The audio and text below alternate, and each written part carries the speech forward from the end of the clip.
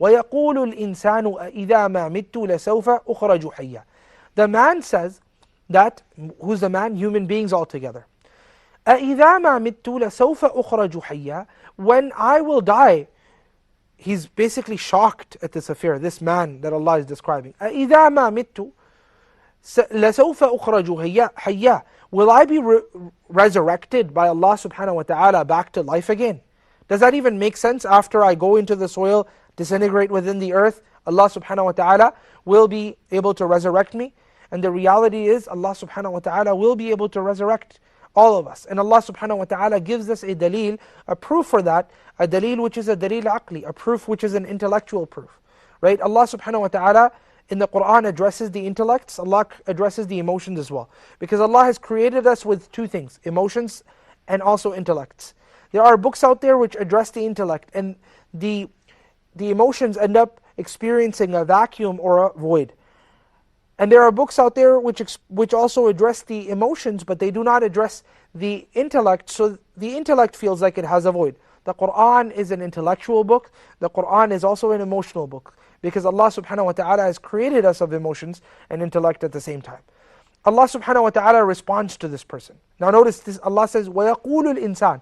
Man says, it's as if all of mankind says, but the reality is not all of mankind. Most of mankind, because Allah says in the Qur'an, وَمَا أَكْثَرُ النَّاسِ وَلَوْ حَرَصْتَ بِمُؤْمِنِينَ. That most of the people, even if you happen to be very keen on ensuring that they become believers, they will not become so. Right? So Allah subhanahu wa ta'ala, He generalizes because most of mankind don't end up believing, and a lot, however, nonetheless, specifically from the Ummah to Muhammad end up believing. I ask Allah subhanahu wa ta'ala to help us die on belief. What's the proof that Allah uses to reject this argument? Allah says, أَوَلَا يَذْكُرُ الْإِنسَانِ.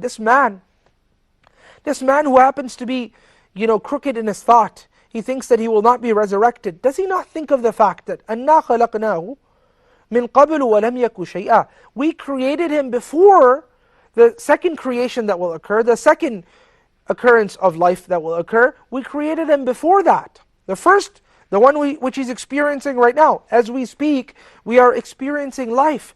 Does he not see that Allah subhanahu wa ta'ala was able to create him the first time?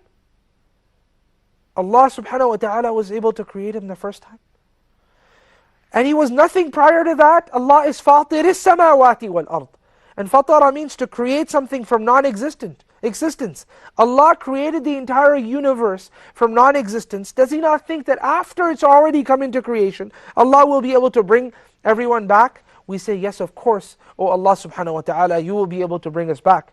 As the Messenger sallallahu alaihi wasallam said, كُلُّ بَنِي آدَمْ يَبْلَى إِلَّا عَجَبُ الذَّنَبِ. That every single portion of the child of Adam ends up disintegrating within the earth, except a portion from the backbone of the child of Adam. Why? Because this backbone, Allah subhanahu wa ta'ala allows it to be as if it's a seed on the Day of Judgment, and it ends up coming, the human beings end up forming from this particular portion of the bone of the child of Adam, and then he comes back to life. That doesn't disintegrate within the soil. I ask Allah subhanahu wa ta'ala to help us maintain our belief, and I ask Allah subhanahu wa ta'ala to help us die on belief. Ameen ya Rabbil Alameen.